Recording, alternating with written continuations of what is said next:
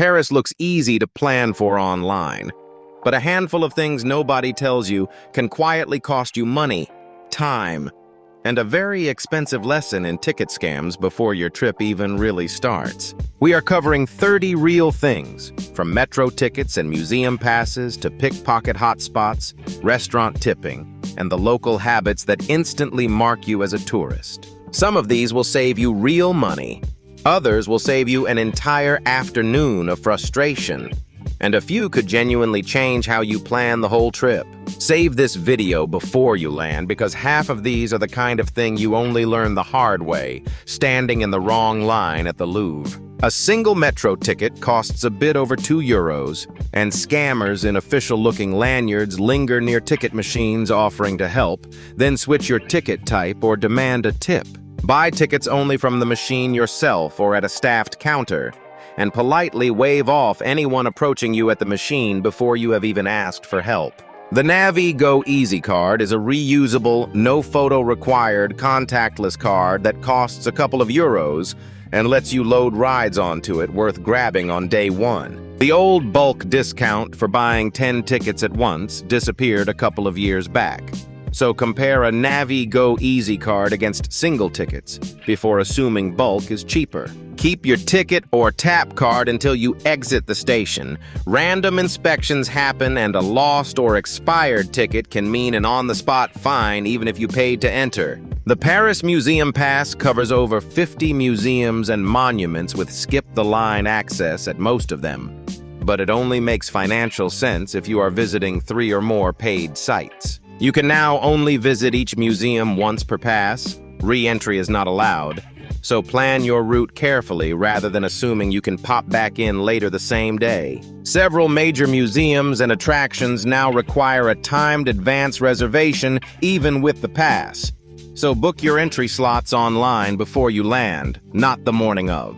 The pass does not include public transport at all, so budget for metro tickets or a Navi Go card separately on top of whatever pass you choose to buy. Compare the total cost of individual tickets for your specific must-see list against the pass price before buying. Sometimes 3 carefully chosen sites cost less separately. Fraudulent websites mimic the official booking pages for the Louvre, Musée d'Orsay, and the Palace of Versailles, selling counterfeit or wildly overpriced skip-the-line tickets. Always type the museum's name directly into your browser and confirm the web address matches the official domain before entering any payment information. A third-party site charging noticeably more than the posted museum price, or promising a guaranteed skip-the-line slot with no time selection, is a reliable warning sign. The Louvre in particular requires a timed entry reservation for every visitor now, even pass holders.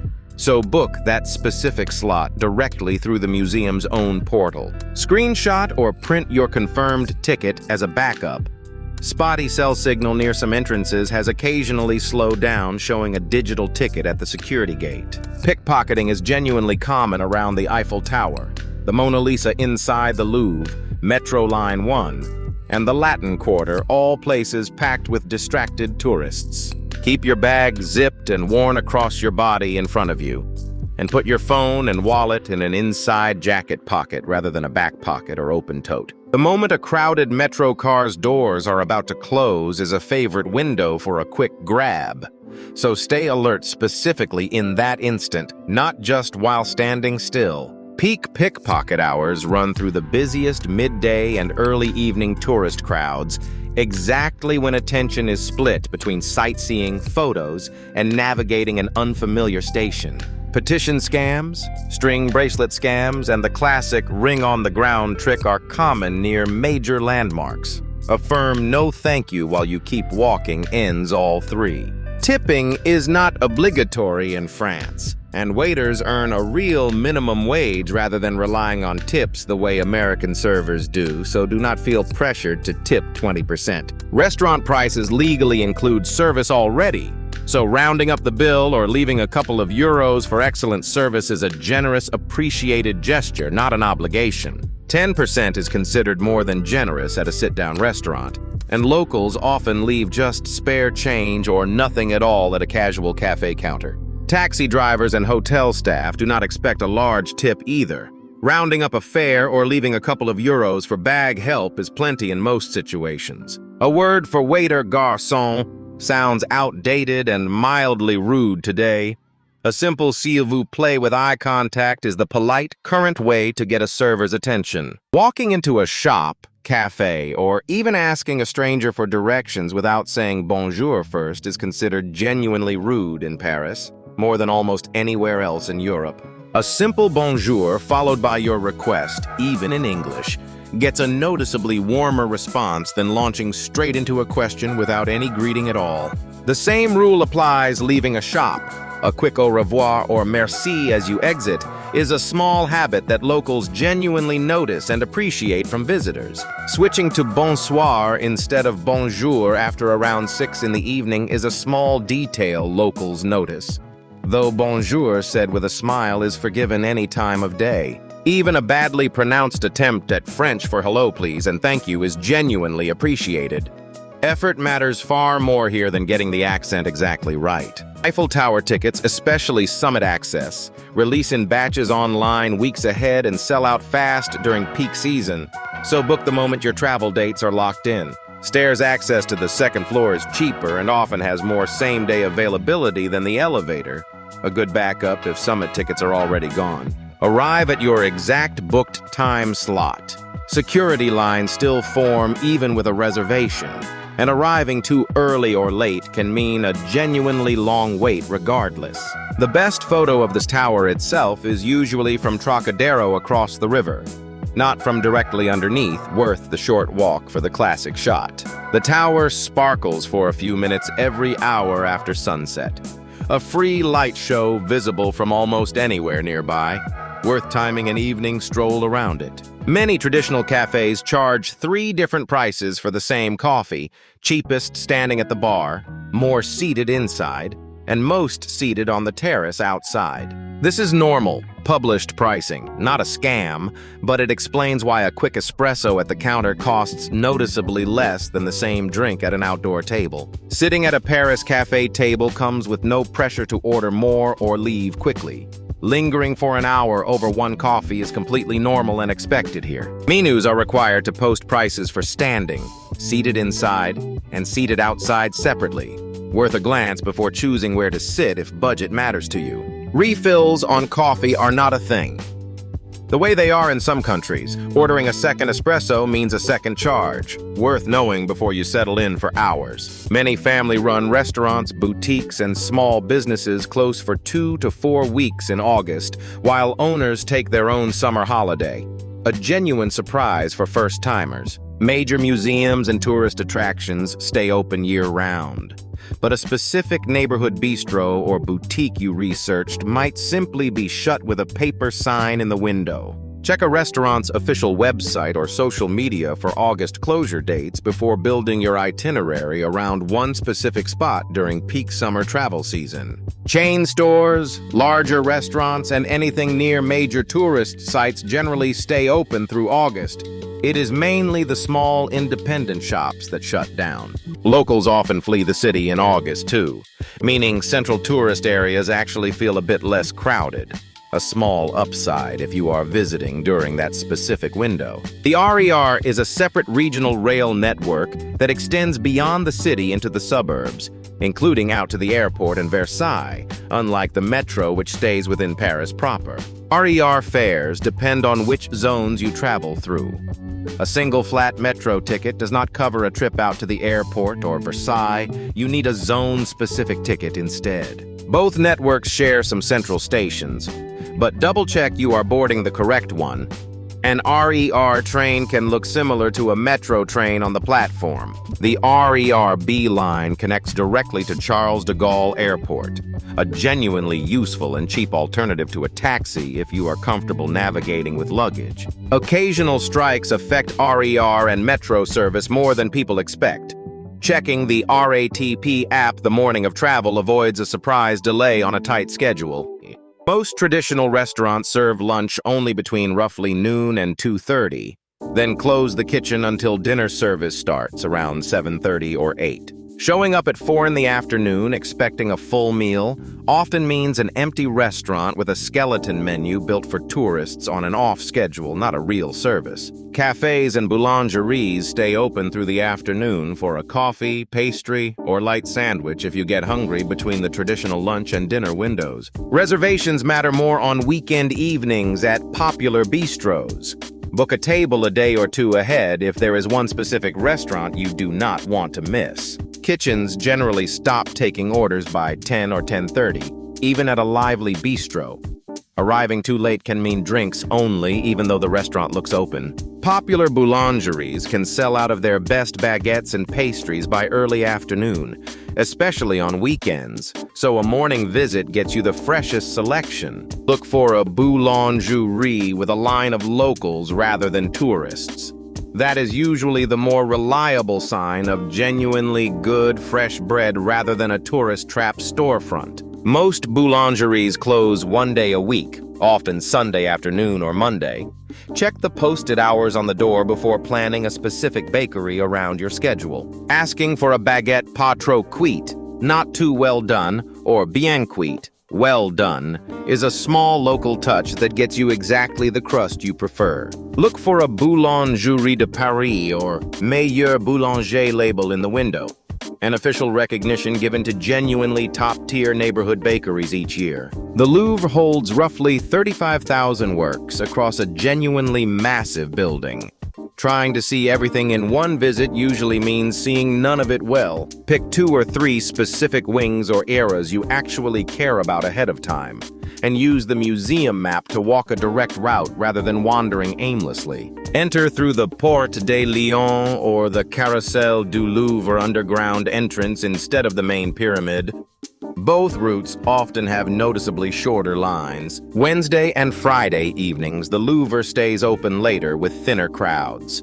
A genuinely good option if your schedule allows a late afternoon or evening visit instead. The museum is closed on Tuesdays entirely, a detail that trips up itineraries built around a specific day.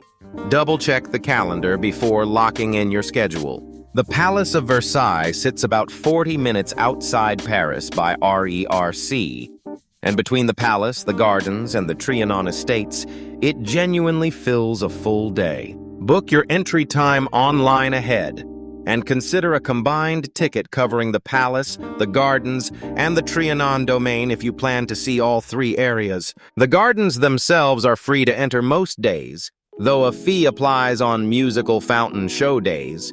Worth checking the calendar before your specific visit date. Renting a bike or a golf cart inside the grounds is a genuinely good way to cover the sprawling gardens without walking the entire estate on foot in the heat. Versailles is closed on Mondays, just like several other major Paris museums. Plan your day trip date around that closure to avoid arriving at a locked gate. Montmartre and the steps up to Sacré-Cœur get genuinely packed with tour groups by mid-morning. Arriving before 9 gives you a much quieter, more atmospheric experience. The funicular up the hill is covered by a standard metro ticket, a good alternative to the steep stairs if you are tired or traveling with luggage. Place du Tertre, the artist's square, is charming but priced for tourists.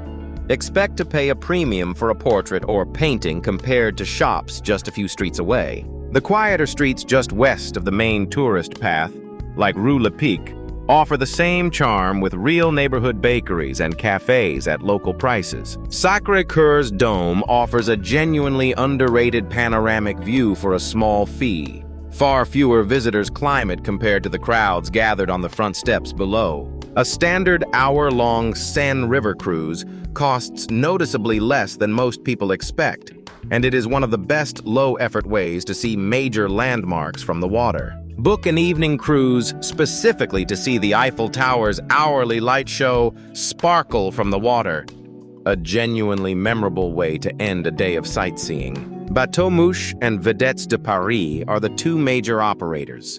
Prices and routes are similar, so booking whichever has availability for your preferred time works fine. Sitting on the open upper deck rather than the enclosed lower level gives noticeably better photos. Dress for the wind and temperature on the water regardless of season. Booking directly at the dock same day usually works outside peak summer weekends, though reserving online ahead guarantees a specific evening departure time you want. The Marais neighborhood mixes centuries-old architecture with some of the city's best boutiques, falafel spots, and a genuinely walkable, less touristy atmosphere than central Paris. Place des Vosges, one of the oldest planned squares in Paris, sits right in the Marais and makes a genuinely peaceful spot for a break between shops. Rue des Rosiers is known for its falafel spots, a genuinely good, affordable lunch option in a neighborhood otherwise known for pricier boutique shopping. Many Marais shops close on Saturday for the Jewish Sabbath, but stay open on Sunday, unlike most of Paris, where Sunday closures are the norm instead.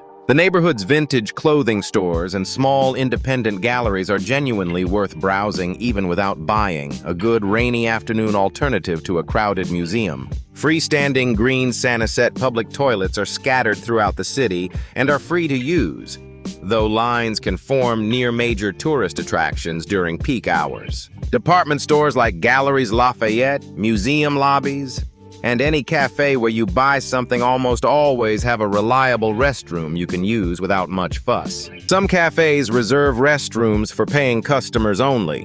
Ordering a small coffee at the counter is a low-cost way to guarantee access when you genuinely need one. McDonald's locations throughout the city are a reliable, judgment-free backup restroom option almost anywhere you are walking, worth remembering on a long sightseeing day. Unlike some cities, Parisian drivers do not always stop for pedestrians, even at marked crosswalks. Wait for the green walk signal rather than assuming cars will yield. Scooters and delivery cyclists move fast and sometimes against traffic in dedicated lanes.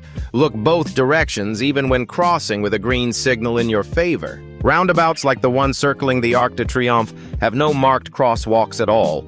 Use the underground pedestrian tunnel instead of attempting to cross the traffic circle on foot. Cobblestone streets in older neighborhoods can be uneven and slippery when wet.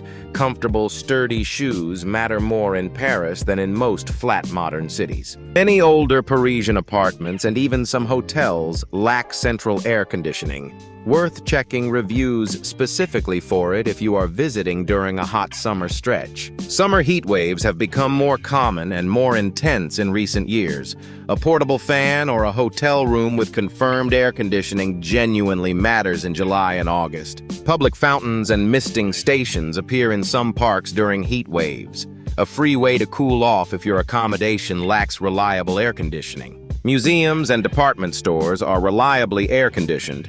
Planning an indoor afternoon during the hottest part of a summer day is a genuinely smart scheduling trick. Many smaller shops and boutiques close entirely on Sundays, a holdover from French labor law protecting weekly rest, plan grocery runs, and boutique shopping for a weekday instead. Major museums, department stores, and larger tourist-facing businesses generally stay open on Sundays, so sightseeing itself is rarely affected by the weekly closures. The Marais neighborhood is a notable exception.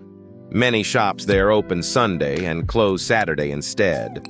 Worth remembering if weekend shopping is on your list. Open-air markets like Marche Bastille run a lively Sunday morning schedule, a good way to experience local shopping culture even with other stores shuttered. Charles de Gaulle splits across several large terminals that are not all within easy walking distance of each other.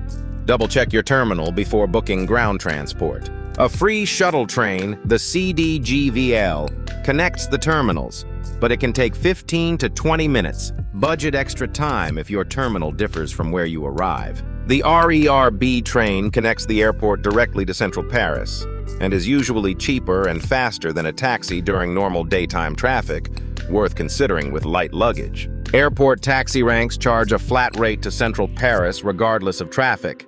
Confirm the flat fare with the driver before you load your bags into the trunk. A stranger asking you to sign a petition, often with a clipboard near a major landmark, is a common distraction technique used to pick a pocket while you are looking down. The gold ring trick, where someone finds a ring on the ground and offers to sell it to you, is a well-known con near tourist areas. Affirm, no thank you ends it. Street card games like the shell game are always rigged. Never engage even if a planted onlooker appears to be winning money right in front of you. Only use official taxi ranks or a licensed rideshare app. Unmarked cars offering a flat fare near tourist attractions are a common way visitors get seriously overcharged. The Catacombs, the Sainte-Chapelle, and other smaller but genuinely popular sites sell out advance tickets days ahead during peak season. Book as soon as your dates are set. Walk-up lines for these smaller attractions can run over an hour with no guarantee of entry that day. An advance ticket is worth the small booking fee most sites charge. Sainte-Chapelle's stained glass is best seen on a sunny morning when light streams directly through the windows, worth timing your booked slot around the weather forecast. A combined ticket covering the Conciergerie and Sainte-Chapelle, both on the same small island, saves both money and a second trip back to that part of the city. Giverny, Monet's home and garden, is reachable by a combination of train and shuttle bus in about an hour and a half, a genuinely worthwhile half-day for art lovers. Versailles, as covered earlier, is the easiest and most popular day trip, but Fontainebleau's palace and forest offer a similar grandeur with noticeably fewer crowds. Book train tickets.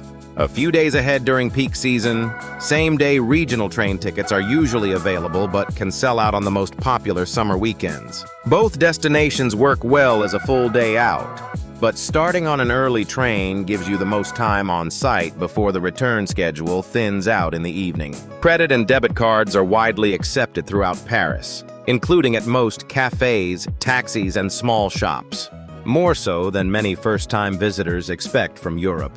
Contactless tap-to-pay is genuinely universal now. Even the metro accepts a tap from a contactless bank card directly at the turnstile without needing a separate ticket. Small cash still helps for tiny purchases like a bakery pastry, a public restroom, or a street market stall that may not have a card reader on hand. Notify your bank of international travel dates ahead of time, and carry a backup card in case one gets declined or lost partway through the trip. The Paris Metro generally runs until around 1 in the morning on weeknights and closer to 2 on Friday and Saturday nights, later than many first-time visitors assume. Night buses called Noctillion cover the hours after the metro closes, running on a reduced but genuinely usable schedule across major routes throughout the city. Rideshare apps and taxis remain the most reliable option in the very late hours.